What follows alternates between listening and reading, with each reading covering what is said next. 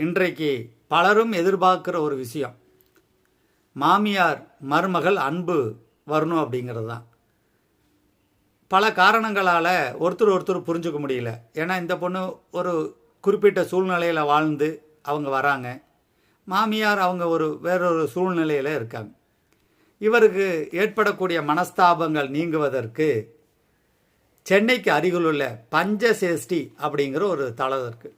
அந்த தளத்தில் இருக்கக்கூடிய மகாவிஷ்ணுவையும் சுப்பிரமணியரையும் வணங்கலாம். ஒரு நெய் தீபம் ஏற்றுங்க, ஒரு மலர் மாலைகள் வாங்கி கொடுங்க. எப்பொழுது போகலாம், உங்களுக்கு மனசுக்கு விருப்பம், எப்போ வேணாலும் போங்க.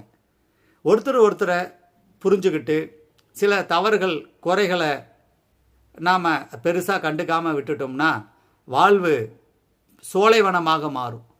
குற்றமே பார்த்துக்கிட்டு இருந்தால் வாழ்வு பாலைவனமாக வறண்டு விடும். செல்லுங்கள், வெல்லுங்கள், மகிழ்ச்சி பெறுங்கள்.